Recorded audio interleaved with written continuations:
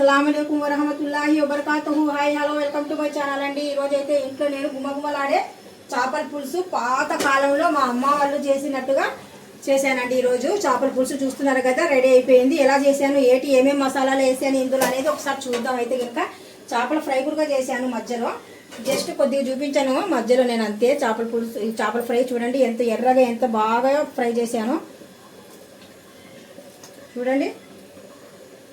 అస్సలు ఆయిల్ అనేది ఎక్కడ కనిపించడం లేదు. చూడండి ఎంత చక్కగా వచ్చాయో. ఎలా చేశాను ఏంటిది ఈ రెండు అనేటివి మనకు చూద్దాం. అయితే ఇంకా చేపల పులుసు ఇంపార్టెంట్ అంటే చేపల పులుసు ఎక్కువ చూపించాను, అది జస్ట్ కొద్దిగా చూపించాను.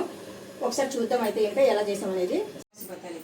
ఈరోజు అయితే సండే స్పెషల్ అండి. సండే స్పెషల్కి నేను ఈరోజు చేపలు ఇక్కడ పెట్టుకున్నాను, చూస్తున్నారు కదా. చేపలు మనకు ఇక్కడ వచ్చేసి ఫ్రై కోసము మసాలాలు కలిపి పెట్టుకున్నాను. అందుకనేసి నేను ఫస్ట్గా ఫ్రై అనేది చేసుకుంటాను. అందులో ఉన్న నూనె అనేది వేస్ట్ అవుతుంది కదా, మనం ఫస్ట్ ఫ్రై చేసుకున్నాం అనుకోండి, అందులో ఉన్న ఆయిల్ మిగిలితే కనుక మనం పులుసు వాడుకోవచ్చు. అందుకని ఫస్ట్ ఆఫ్ ఆల్ నేను ఇది చూపిస్తున్నాను మీకు. మనకు సరిపడినట్టుగా ఆయిల్, నాకు అంచనా కరెక్ట్గా తెలుసు కాబట్టి పర్ఫెక్ట్గా ఆయిల్ అనేది వేస్తున్నాను. అంటే కనుక ఫ్రై కోసం కదా, పర్వాలేదు. కొద్దిగా ఎక్కువ వేసినా మిగిలితే కనుక నేను కర్రీలోకి తీసేసుకుంటాను. ఇదే ఆయిల్, ఫ్రై చేసిన ఆయిల్ ఎక్కువ నిలువ ఉంటే కనుక బాగోదు. అందుకనేసి నేను ఫ్రై చేసిన తర్వాత మిగిలిన ఆయిల్ పులుసు పెట్టుకుంటాను. నాకు టైం సరిపోదు అనేసి నేను ఫిష్ మొత్తం ఫ్రై చేయనిగా మొత్తానికి వేసేసానండి. ఒక్కసారి వేసేసాను. టైం నాకు సరిపోదు, వంట అంటే కనుక ఫాస్ట్గా అవ్వాలి మధ్యాహ్నం నాకు. అందుకనేసి హై పెట్టేసి మంట అనేది అలా వదిలేసాను. ఇప్పుడు మాత్రం ఇక్కడ నేను ఫిష్ తీసుకున్నాను కదా, ఇప్పుడు మిర్చి తీసుకున్నాను, టమాటా తీసుకున్నాను, కొత్తిమీర, ధనియా తీసుకున్నాను. ఇంకా తీసుకున్నట్టు గోల్డ్ ఉన్నాయి చూపిస్తానే. కొద్దిగా జీరా తీసుకున్నానండి, కొద్దిగా ధనియా పౌడర్ కాదండి, ధనియాలే, లవంగాలండి, దాల్చనండి.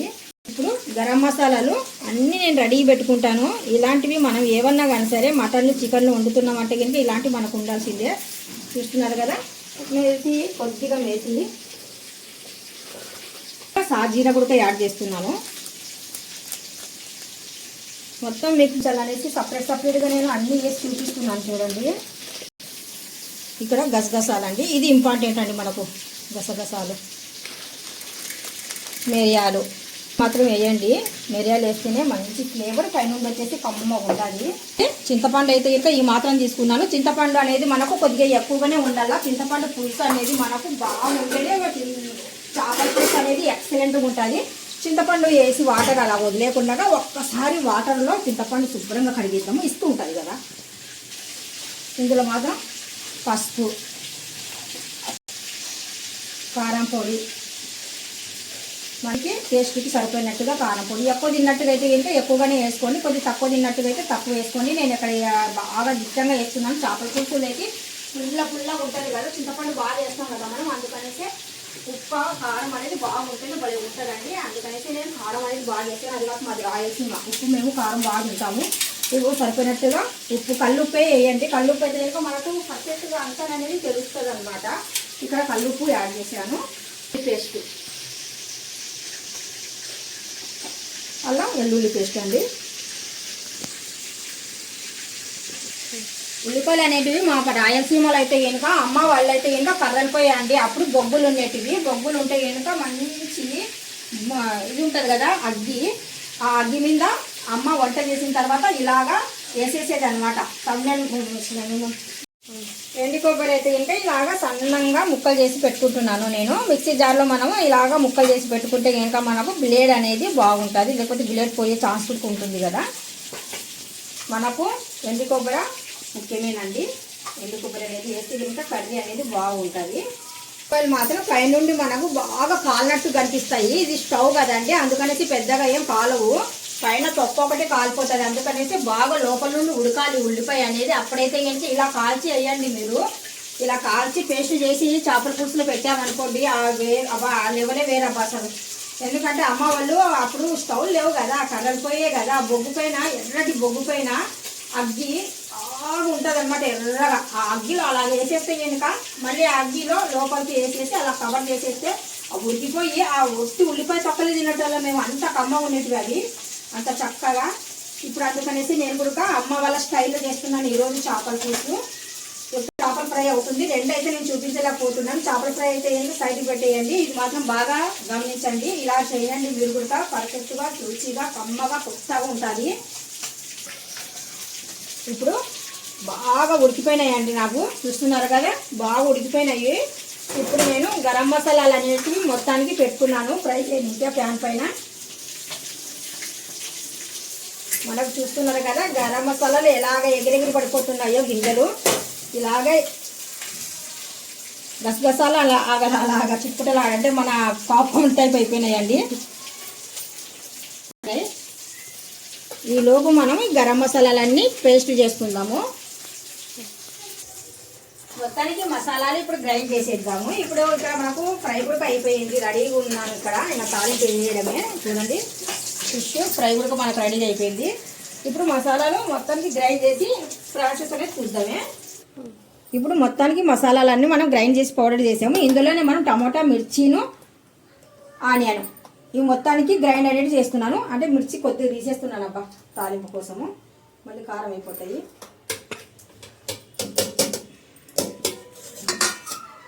ఓకే, ఏం చేద్దాం, కొద్దిగా వాటర్ వేసి ఆయిల్ ఇందాక ఫ్రై చేసాం కదండి, అదే ఆయిల్ వేస్ట్ అవ్వకుండానే చేపల పులుసు అనేది ఇప్పుడు పెడుతున్నాను. ఎప్పుడైనా అంతే, నేను ఫస్ట్ ఫ్రై చేస్తానండి. ఫ్రై చేసిన తర్వాత పులుసు అనేది తర్వాత పెట్టుకుంటాను. అప్పుడైతే మనకి ఈ ఆయిల్ అనేది పనికొస్తుంది కదా. ఆయిల్ అనేది వేడెక్కేలోపు మనము ఇక్కడ మిర్చి ఈ రెండు నేను బగారులో వేస్తున్నాను. అంటే ఇంకా ఇప్పుడు ఆయిల్ వేడెక్కిన తర్వాత పులుసులో ఇవి వేద్దాం. స్టార్టింగ్లో మంచి ఫ్లేవర్ ఉంటుంది. కొద్దిగా ఆయిల్ అనేది కొద్దిగా నెమ్మదిగా వేడెక్కని. ఆయిల్ ఉంది కదా అందులో. ఇప్పుడు ఇందులో మనము మసాలా గ్రేవీ అనేది కలిపేద్దాము. చూస్తున్నారు కదా మసాలాలు. ఈ మసాలాలన్నీ మనము ఇందులో ఫస్టే ఇలా కలిపేసామనుకోండి, సూపర్గా ఉంటుంది అబ్బా పులుసు. ఇలాగా ముక్కకి కారము, ఉప్పు, ఈ గ్రేవీ ఇప్పుడు మనం పేస్ట్ చేసాం కదా, ఈ గ్రేవీ ఇదంతా బాగా ఇలా కలిపామనుకోండి, ముక్క అనేది ఎక్కువ ఉడికినా కానీ సరే మనకు ఈడిపోదనమాట. ముక్క అనేది ఇడకుండా ముక్క కిందకి ఉంటుంది అనమాట. ఉడికి గ్రేవీ కూడా బాగుంటుంది. ఇలాగా మొత్తానికి ఇలా కలిపేద్దాము. అమ్మ ఇలాగా చేపలు సపరేట్గా వేసేసి కొద్దిసేపు ఉండి అలా చేసేవారు కాదు, ఇలాగ చేసేవారు అమ్మ వాళ్ళు. ఉల్లిపాయలు కూడా చూపించాను కదా అమ్మ వాళ్ళ స్టైల్ ఇది. ఈ వీడియో మాత్రం నచ్చినట్టుగా లైక్ చేయండి, షేర్ చేయండి, కామెంట్ చేయండి అబ్బా. ఇప్పుడు మనం గ్రేవీ ఉంది కదండి, దీంట్లో జార్లో గ్రేవీ చింతపండు పులుసు వేద్దాము. చింతపండు అంటే మళ్ళీ వాటర్ పదే మామూలు వాటరే తీసుకున్నాం అనుకోండి, ఈ గ్రేవీలు అనేటివి ఇలా ఉండిపోతాయి కదా మనకు. ఇలా కలిపేసేసి వేస్ట్ అవ్వకుండా ఇప్పుడు ఇలాగా బాగా కలిపేసుకొని గ్రేవీని. ఇప్పుడు మనం ఆయిల్ వేడెక్కిపోయిందండి. కొద్దిగా కారం పొడి ఇంకా కొద్దిగా యాడ్ చేస్తున్నాను. మా ఇంట్లో కారం బాగా తింటారు. పులుసు అంటే ఇంకా కారం బాగా ఉండాలి, ఉప్పు కారం పర్ఫెక్ట్గా ఉండాలి మా ఇంట్లో. అందుకంటే కారం మరి కొద్దిగా అనేది నేను యాడ్ చేశాను. ఇక్కడ మనకు కర్రీ లీఫ్లో మిర్చి బాగా ఫ్రై అయిపోయినాయి. ఆ తర్వాత నేను ఇందులో పులుసుతో పాటు చేపలు కూడా వేసేస్తున్నాను. చూస్తున్నారు కదా, ఇలాగ పల్చగా ఉండింది. అంటే గంటలాగా ఉండకూడదు, సలాకి అంటారు ఇది. ఈ టైప్ ఉండింది. మనం చపాతీ దిక్కే కర్ర ఉంటుంది కదా, ఈ దాంతో మనం ఇలాగా ఫ్లాట్గా ఉండాలి. ఇలా ఉంటే కనుక చేపలు కర్రీ అనేది మనం బాగా కలపవచ్చు. గంట అయితే కనుక గుంత ఉంటుంది కదా, దాంతో అయితే కలపనీక రాదు. అందుకనేసి ఇలా కలిపేద్దాము. కలిపేసి బాగా కుతుకుతులు ఆడేంత వరకు వదిలేసి చివరిలో కొత్తిమీర వేద్దాము.